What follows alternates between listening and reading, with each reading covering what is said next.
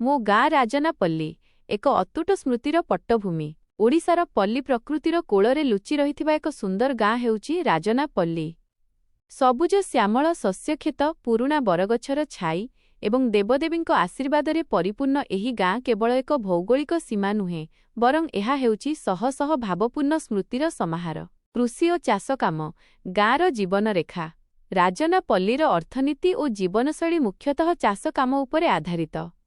ପାହାନ୍ତା ସୂର୍ଯ୍ୟର କିରଣଧରଣୀକୁ ସ୍ପର୍ଶ କରିବା ପୂର୍ବରୁ ଚାଷୀମାନେ କାନ୍ଧରେ ନଙ୍ଗଳ ଧରି ବିଲ ଅଭିମୁଖେ ବାହାରି ପଡ଼ନ୍ତି। ବର୍ଷା ଋତୁରେ ଧାନ ଚାଷର ସବୁଜିମା ଗାଁକୁ ଏକ ନୂତନ ରୂପ ଦିଏ।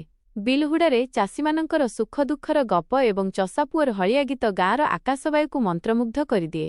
କେବଳ ଧାନ ନୁହେଁ, ବରଂ ବିଭିନ୍ନ ପ୍ରକାରର ରବି ଫସଲ ଓ ପନିପରିବା ଚାଷରେ ରାଜନାପଲ୍ଲୀର ମାଟି ସୁନା ଫଳାଏ। ଧର୍ମାନୁଷ୍ଠାନ ଓ ଆଧ୍ୟାତ୍ମିକ ପରିବେଶ ଗାଁ ମଝିରେ ଦଣ୍ଡାୟମାନ ହୋଇଥିବା ରାଧାକୃଷ୍ଣ ମନ୍ଦିର ହେଉଛି ଗ୍ରାମବାସୀଙ୍କ ଶ୍ରଦ୍ଧା ଓ ବିଶ୍ୱାସର ପ୍ରତୀକ। ପ୍ରତିଦିନ ସନ୍ଧ୍ୟାରେ ଆଳତୀର ଘଣ୍ଟ ଧ୍ୱନି ଏବଂ ମୃଦଙ୍ଗ କୀର୍ତ୍ତନରେ ଗାଁର ପରିବେଶ ପବିତ୍ର ହୋଇଉଠେ। ସେହିପରି ଗ୍ରାମଦେବତୀ ମା ଠାକୁରାଣୀ ଓ ମା ଗରଚଣ୍ଡୀ ଗାଁର ଅଧିଷ୍ଠାତ୍ରୀ ଦେବୀ ଭାବେ ପୂଜା ପାଆନ୍ତି। ବିଶ୍ୱାସ ରହିଛି ଯେ ମାଆଙ୍କ କୃପାରୁ ଗାଁରେ କୌଣସି ବିପଦ ଆପଦ ମାଡ଼ି ଆସେ ନାହିଁ।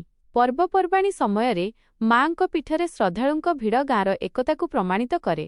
ପର୍ବପର୍ବାଣୀ ଓ ଗାଁ ମଝିର ଚଉରା ରାଜନାପଲ୍ଲୀର ସାମାଜିକ ଜୀବନରେ ଚଉରା ଏକ ଗୁରୁତ୍ୱପୂର୍ଣ୍ଣ ସ୍ଥାନ।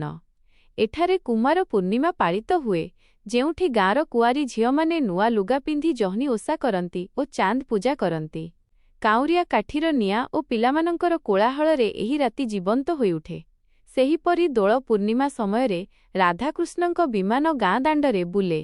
ପରସ୍ପରକୁ ଅବିର ଲଗାଇ ଭେଦଭାବ ଭୁଲି ସମସ୍ତେ ଆନନ୍ଦ ମନାନ୍ତି।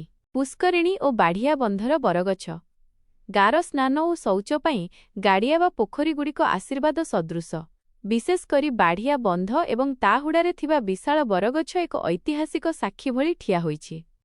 ଏହି ବରଗଛର ଓହଳ ଏବଂ ଏହାର ଶୀତଳ ଛାଇରେ କେତେ ଯେ ବାଟୋଇ ବିଶ୍ରାମ ନିଅନ୍ତି, ତାର ହିସାବ ନାହିଁ। ଖରାଦିନେ ଗାଁର ବୟସ୍କ ବ୍ୟକ୍ତିମାନେ ଏଠାରେ ବସି ଗାଁର ଭଲମନ୍ଦ ଆଲୋଚନା କରନ୍ତି। ପକ୍ଷୀମାନଙ୍କର କଳରବ ଏହି ବରଗଛକୁ ଏକ ଜୀବନ୍ତ ପ୍ରାକୃତିକ ସଭାଗୃହରେ ପରିଣତ କରେ। ସ୍ମୃତିର ପାଠାଗାର ଓ ବନ୍ଦ ହୋଇଯାଇଥିବା ସ୍କୁଲ ପ୍ରତିଟି ଗାଁର ପ୍ରଗତିରେ ଶିକ୍ଷାର ବଡ଼ ଭୂମିକା ଥାଏ। ରାଜନାପଲ୍ଲୀରେ କିଛି ବର୍ଷ ପୂର୍ବେ ଥିବା ସ୍କୁଲ ଓ ପାଠାଗାର ଆଜି ଶୂନ୍ୟତା ଭିତରେ ହଜିଯାଇଛି। ସେହି ସ୍କୁଲ ଘର ଯେଉଁଠି ଦିନେ ପିଲାଙ୍କ ପାଠପଢ଼ା ଶବ୍ଦ ଶୁଣାଯାଉଥିଲା, ତାହା ଆଜି ବନ୍ଦ ହୋଇଯାଇଛି। ସେହିପରି ଗାଁର ପାଠାଗାର ଯେଉଁଠି ପୁରୁଣା ବହି ଓ ସମ୍ବାଦପତ୍ର ପଢ଼ିବା ପାଇଁ ଯୁବପିଢ଼ି ରୁଣ୍ଡ ହେଉଥିଲେ, ତାହା ମଧ୍ୟ ସମୟର ଚକ୍ରରେ ମୂକ ପାଲଟିଯାଇଛି। ଏହି ବନ୍ଦ ହୋଇଯାଇଥିବା ଅନୁଷ୍ଠାନଗୁଡ଼ିକ ଆଜି ବି ଗାଁର ଅନେକ ପ୍ରତିଭାବାନ ବ୍ୟକ୍ତିଙ୍କ ପାଇଁ ପ୍ରେରଣାର ଉତ୍ସ ହୋଇ ରହିଛି। ଏହାର ପୁନରୁଦ୍ଧାର ହେଲେ ଗାଁର ଭବିଷ୍ୟତ ପୁଣି ଉଜ୍ଜ୍ୱଳ ହୁଅନ୍ତା।